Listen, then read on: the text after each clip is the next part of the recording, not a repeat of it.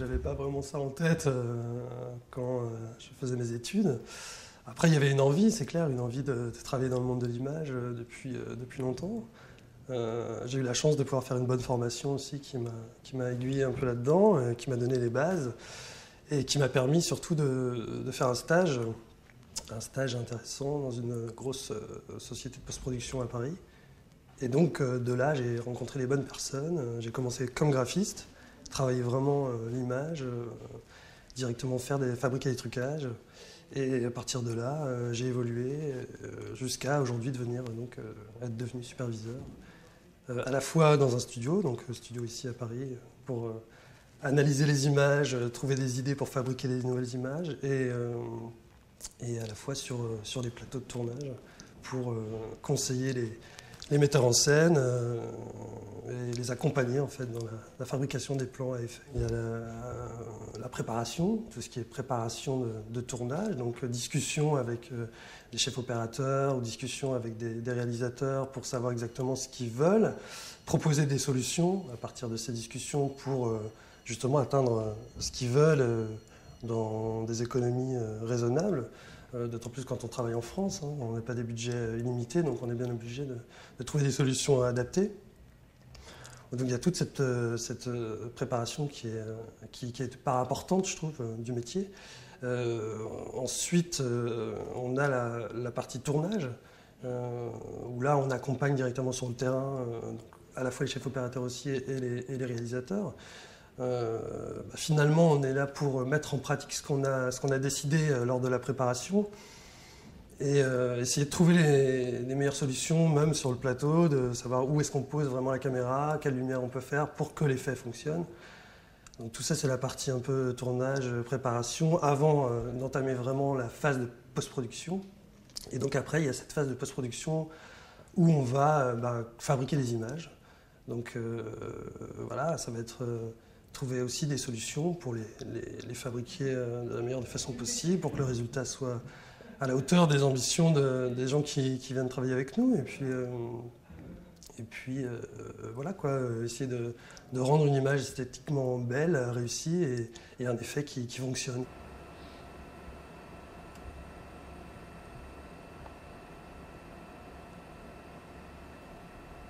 Quand on commence à préparer les choses en amont du tournage, on aime bien travailler sur la base d'un storyboard que pour ce film on a eu, et du coup en fonction des cadres qui ont été choisis et de la construction de la narration, on évoque les différentes techniques possibles pour fabriquer les effets. Et là en l'occurrence, vu les cadres choisis, on est parti sur la fabrication de corbeaux en 3D, quoi. Voilà, pour pouvoir créer cette nuée si imposante dans le ciel que voulait le réalisateur. Donc ensuite, une fois que la méthodologie était bien claire pour tout le monde, on a entrepris de tourner les plans, ce qu'on a fait dans un marécage des Vosges. Et donc on a récupéré par exemple un plan large de ce type-là. Et la deuxième étape pour nous a donc été de créer un peu des concepts de nuées, pour voir un peu vers où on pouvait aller, jusqu'où on pouvait aller par rapport au temps qu'on avait pour réaliser ces trucages. Et puis on essayait d'être le plus proche possible des desiderata du réalisateur, de sa volonté artistique. Donc j'ai proposé des choses un peu de ce type-là, avec beaucoup de corbeaux, une énorme nuée. On s'est rendu compte en travaillant sur cette image que créer autant de corbeaux, ça allait alourdir un peu la puissance de la scène. Donc on s'est plutôt dit qu'on allait réduire le nombre de corbeaux dans la nuée et créer un environnement plus dramatique en rajoutant donc les nuages, des nuages plus dessinés, plus contrastés, à la place d'avoir une multitude de corbeaux qui grouillent dans le ciel. Une fois qu'on est sur le tournage, à partir du moment où on sait que ces corbeaux vont finir en 3D, il y a pas mal de choses qui vont être faites, notamment pas mal de photographies, des photos du décor, ce qui va nous permettre de recréer ce décor en 3D, dans un environnement 3D. Et évidemment des photos des corbeaux, parce qu'il y en avait quelques-uns sur le plateau, donc j'ai pu prendre en photo ces corbeaux pour avoir des références et permettre de les créer les recréer en 3D, quoi. Il faut beaucoup parler, effectivement. Il faut essayer d'être le plus clair possible pour des gens qui n'ont pas forcément ce bagage technique pour nous suivre tout le temps. Donc ça, c'est sûr qu'il faut être pédagogue, essayer d'être le plus pédagogue possible, du moins, et dans la relation permanente, les rassurer énormément. Parce que du fait qu'ils n'aient pas ce bagage technique, ils ont aussi, c'est très flou tout ce qu'on peut des fois fabriquer sur le plateau, avec des chefs-op qui eux sont plus au fait de ce qu'on peut faire, de ce qu'il faut faire. Et donc oui, il y a une part de discussion surtout avec les réalisateurs pour leur faire comprendre, essayer de les aider à se projeter par rapport à des plans qu'on va fabriquer. Parce qu'on peut placer une caméra et cadrer quelqu'un d'une façon convenable s'il n'y a pas de trucage, mais avec le trucage, peut-être qu'il faut envisager de le décadrer un petit peu pour pouvoir laisser la place justement au trucage, d'être présent dans l'image, quoi. Et ça, c'est un travail qu'il faut qu'on fasse directement sur le plateau avec les réalisateurs. Bon, il n'y a pas vraiment de journée type, c'est vrai que ça bouge beaucoup, on a pas mal de choses différentes à faire en fait dans une journée. Je dirais que ça dépend. Si je suis amené à être en tournage, là ça peut être vraiment compliqué, enfin des journées vraiment chargées parce que je peux être à la fois sur un plateau le matin puis revenir ici au studio pour voir des images et sur un autre projet, faire avancer les choses un petit peu aussi.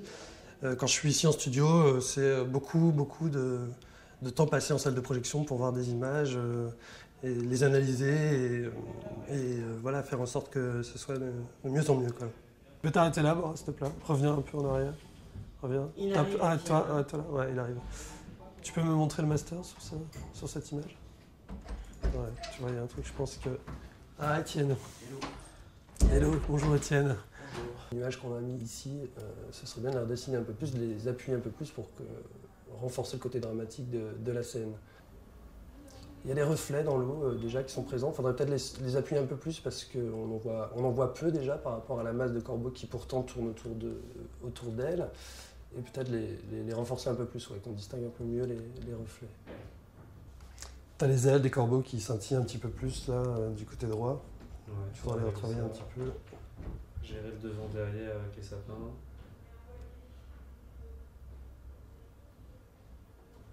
Et n'oublie pas les reflets aussi, accentuer un petit peu plus les reflets des corbeaux. Ça les intégrera mieux dans l'image. Ok. Voilà, mais sinon, c'est parfait. Je pense qu'il faut être assez créatif quand même, ne serait-ce que pour proposer des choses en amont, comme je le disais tout à l'heure. Dès la prépa de tournage, essayer de trouver des idées qui peuvent être en accord aussi avec un certain budget ou en accord avec des envies de réalisateurs. Donc ça, c'est quelque chose de très important. Et ensuite, même quand on fabrique les plans ici en studio, après, il va falloir apporter des choses pour faire en sorte que les images soient les plus réussies possibles. Ouais. Évidemment que la technique va nous aider, évidemment que la technique est très importante. J'ai quand même l'impression que, oui, avoir des idées, c'est bien, quoi. La technique nous aide à mettre en place ces idées et j'ai l'impression qu'avoir des idées, ça prime. Après, dans le relationnel, oui, c'est quelque chose, on en parlait juste avant, notre rapport aux gens de plateau ou même avec les équipes de post-production, c'est sûr qu'il faut pouvoir être le plus pédagogue possible et puis voilà, partager et tenter de partager au mieux avec tout le monde ce qu'on a dans la tête et voilà, essayer de trouver des idées pour les aider à savoir ce qu'ils veulent, quoi.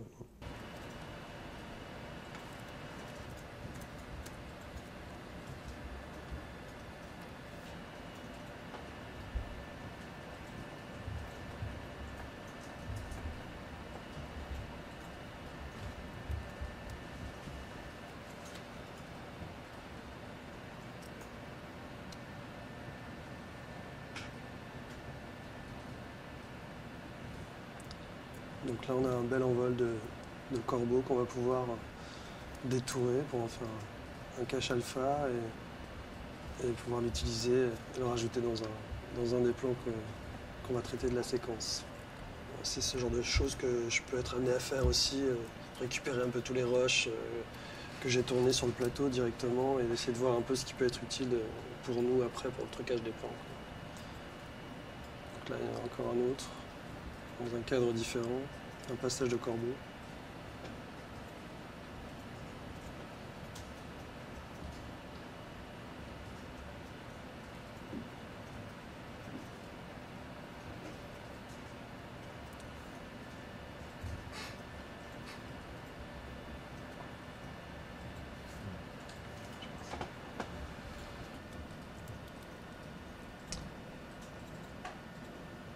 Après, les contraintes, oui, il y en a, comme dans tout métier, effectivement. On peut avoir des horaires très chargés, on peut être amené à faire comment dire, beaucoup de choses différentes dans la même journée, parce qu'on a plusieurs projets en général en parallèle. C'est un métier stressant, c'est vrai. Je ne pourrais pas le comparer à d'autres métiers, parce que voilà, c'est celui que je fais et je n'en connais pas d'autres, mais c'est un métier assez stressant, effectivement. Parce que voilà, on veut que les choses soient le plus réussies possible. Donc forcément, nous-mêmes, on se met une certaine pression pour réussir tout ce qu'on entreprend. Et ceux qui créent les films veulent aussi qu'on donne le meilleur de nous-mêmes. Donc ils ont tendance à nous tirer vers le haut. Et on essaye de répondre au mieux à leurs demandes. Et du coup, ouais, ça peut être un peu stressant, effectivement. Mais bon, ça va, je pense on est quand même... ça reste agréable à travailler, quoi. C'est un métier agréable à pratiquer. C'est un métier formidable, je suis ravi de le faire. Et c'est pour ça que je continue à le faire, d'ailleurs. Et c'est un métier qui mêle, tu le disais juste avant, plusieurs paramètres, comme la créativité, et en même temps il faut être technique, en même temps on est amené à discuter avec plein de gens, donc à partager énormément de choses, donc c'est hyper enrichissant. Je crois qu'aujourd'hui, presque 100% des films, même en France ici, qui passent à un moment ou à un autre en post-production pour un trucage, que ce soit le simple trucage où il faut effacer quelque chose dans l'image, à quelque chose d'un peu plus ambitieux, où il y a une vraie réflexion, même en termes narratifs, soit pour fabriquer un plan. Et donc oui, ça c'est plutôt de bon augure, quoi, pour la suite.